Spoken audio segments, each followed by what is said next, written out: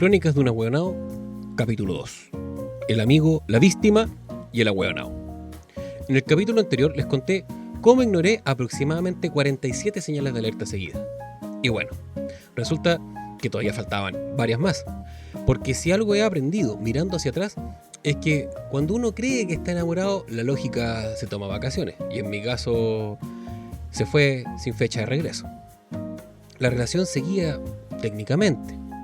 Porque si me preguntan hoy, no sé si seguíamos pololeando o simplemente éramos dos personas atrapados en una dinámica psiquiátricamente insana. Era inestable, pero verdaderamente inestable. Estamos hablando nivel nitroglicerina. Y aún así, ahí seguíamos. Había algo que me empezó a desgastar, y era que daba exactamente lo mismo lo que yo hiciera. Siempre faltaba algo. Si dedicaba más tiempo, no era suficiente. Si intentaba cambiar las cosas, no era suficiente. Y si hacía exactamente lo que se suponía que tenía que hacer, aparecía una wea nueva. Era como rendir una prueba y que las preguntas cambian cuando entregabas la hoja. Y las discusiones, ¿para qué hablar? Las discusiones eran principalmente por celos. Los celos funcionaban obviamente en una sola dirección, hacia mí. Si yo salía con amigos, seguramente la estaba engañando. Si me demoraba en responder, seguramente la estaba engañando. Y ni siquiera estoy hablando de desaparecer 3 días. A veces iba a entrenar y eso ya era un problema. Porque si estaba entrenando no siempre podía contestar el teléfono. Y si después de entrenamiento me quedaba conversando con mis compañeros y amigos, peor todavía. Aparecía más tarde, obvio. Entonces yo no había respondido en un par de horas. Y aparentemente la única explicación posible era que andaba con otra. No que estuviera entrenando, no que estuviera conversando. No que estuviera haciendo exactamente lo que había dicho que iba a hacer. No. Claramente estaba llevando una doble vida digna de una teleserie mexicana. Si hacía algo por mi cuenta, seguramente la estaba engañando. Pero si ella salía, era distinto, porque según la lógica de la época, la persona sospechosa siempre era yo. Y ahí aparece un personaje importante para esta historia, el famoso amigo. Porque siempre hay un amigo. Un día apareció un tipo nuevo. Según me explicaron, era un barman o algo así, que había llegado de otra ciudad y nadie lo conocía. No tenía amistades. Era solamente un amigo. Nada más, la frase más tranquilizadora de la historia moderna. Y yo la creí. Porque aparentemente cualquier explicación me parecía razonable, excepto la correcta. Pero había algo raro. El amigo llamaba mucho, mandaba muchos mensajes y aparecía con una frecuencia estadísticamente preocupante en nuestras conversaciones. A veces estábamos juntos y sonaba el teléfono. Ella contestaba, desaparecía a hablar por teléfono y yo no sabía si tenía polola o una ejecutiva de call center. Y no estoy exagerando. Recuerdo una vez que estábamos en su casa viendo una película porque a mitad de la película sonó el teléfono. Era el famoso amigo. Contestó, se fue al dormitorio y se quedó hablando. 10, 20, 30 minutos. A esas alturas la película ya estaba a punto de terminar. Y yo seguía sentado en el living como un personaje secundario de mi propia historia. Hasta que me aburrí, me despedí de la familia y me fui. Así de simple. Cuando ella salió de la pieza, yo ya llevaba 40 minutos fuera. Y según recuerdo, hasta su propia familia le hizo notar que la situación había sido bastante desubicada. Lo que normalmente uno interpretaría como una señal. Pero claramente yo las coleccionaba, no las analizaba. No. Y ojo. Porque según la versión oficial, el problema no era que desapareciera 40 minutos para hablar con otro tipo mientras estábamos juntos. No. El problema era que yo me había ido porque aparentemente levantarme, despedirme de la familia e irme para mi casa había sido un acto dramático de proporciones épicas, po weón. Y el weón desubicado era yo. No porque hubiera quedado solo viendo una película, no porque llevara más de media hora esperando, sino porque me fui sin avisarle. Y siendo en parte justo, sí, probablemente debía haberlo hecho. Pero también siento que después de 40 minutos el mensaje ya estaba bastante claro. Y aún así terminé sintiéndome culpable. Porque el amigo tenía problemas amorosos y aparentemente su crisis sentimental era una emergencia. Mientras tanto, la relación seguía desgastándose. Cada vez nos veíamos menos, cada vez compartíamos menos y los panoramas de pareja empezaron a desaparecer. Por ejemplo, para el fin de semana todo quedaba acordado, conversado, llegaba el viernes y me decía que iba a salir con sus amigas. Nada nuevo. Recuerdo una noche en particular, habíamos hecho planes, todo listo, y a última hora apareció exactamente con la misma historia que iba a salir con sus amigas. Así que seguí con mi vida, al menos tan tranquilo como podía estar dentro de esa relación.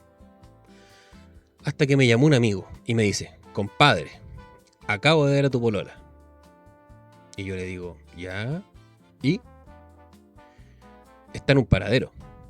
¿Ya? ¿Y? Sentada en las piernas de un amigo. Y ahí uno siente ese momento exacto donde el cerebro intenta procesar información que no le gusta. Porque hay muchas formas de sentarse en un paradero con un amigo.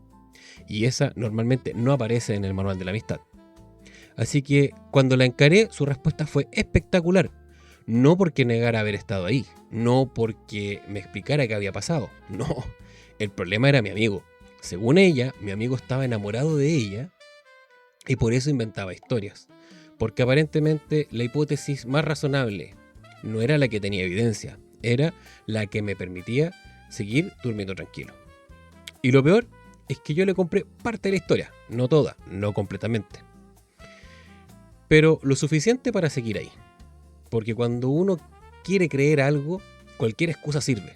Y por supuesto, también estaba el famoso teléfono apagado.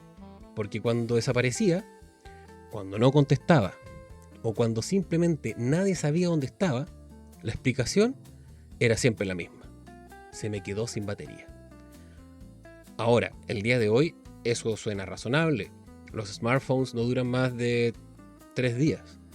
Pero estamos hablando de los años 2005, 2004 aproximadamente, la época de los Nokia, de los teléfonos tipo ladrillo, esos cuya batería duraban una semana completa, esos que podían caer de un tercer piso, sufrir un terremoto, una bomba atómica quizás, eran tan resistentes que uno los cambiaba por aburrimiento y no porque se rompieran. Pero por alguna misteriosa razón, el suyo siempre encontraba la forma de quedarse sin batería exactamente en los momentos más oportunos. Una coincidencia verdaderamente extraordinaria. Y claro, yo escuchaba la explicación, la encontraba extraña, la encontraba poco creíble y después procedía a creerla igual. Porque aparentemente mi capacidad para detectar excusas malas era tan buena como mi capacidad para elegir relaciones. Y así seguíamos, acumulando señales, acumulando dudas, acumulando explicaciones cada vez más creativas. Como si la relación estuviera participando en un concurso para ver cuál era la excusa más absurda que yo estaba dispuesto a aceptar. Las peleas aumentaban y la paciencia disminuía. Y honestamente, hoy no recuerdo cada discusión. Lo que sí recuerdo es el cansancio.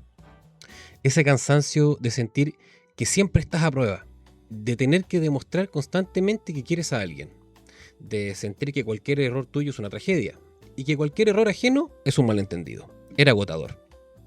Y entre pelea y pelea terminábamos bastante. Ella terminaba, volvíamos, otra pelea, otra reconciliación, otro drama, otra vuelta a empezar. Y mirándolo hoy, la relación ya estaba más que muerta. Pero yo seguía ahí haciendo RCP durante meses, cuando la relación ya estaba gris y fría, y probablemente con un certificado de función ya escrito. Pero ahí estaba yo, haciéndole masaje cardíaco a una relación que llevaba meses pidiendo sepultura. Convencido de que esta vez sí la salvábamos, hasta que un día ocurrió algo distinto. Como dije en el capítulo anterior, por fin hubo paz. Y no una paz de 3 días. No una paz hasta la próxima pelea. Paz de verdad. No había llamadas, reclamos, ni mensajes, ni explicaciones absurdas. Y por primera vez en mucho tiempo empecé a sentirme bien.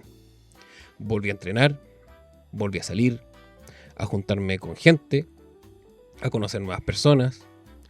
Incluso conocí a algunas mujeres. Quizá yo no estaba tan mal como creía. Y fue ahí cuando descubrí algo bastante inesperado. Resulta que el mundo no se acaba si terminas una relación. ¿Quién lo habría imaginado, no? Y entonces llegó mi cumpleaños. Que en teoría iba a ser un cumpleaños normal. Amigos, cerveza y asado. Pero por esas cosas extrañas que pasan cuando una relación se niega a morir dignamente, terminamos viéndonos. No fue reconciliación, ni volvimos, ni tampoco hubo promesas, ni discursos, simplemente una recaída. Porque aparentemente todavía quedaba una pequeña parte de mí que no había aprendido absolutamente nada. Durante un rato fue fácil olvidar todo, las peleas, los celos, los dramas, el famoso amigo, todo. Y por un momento pensé que quizás, solo quizás, todavía quedaba algo que rescatar. Claramente seguía siendo el mismo hueonado del capítulo anterior. Después volvimos a alejarnos.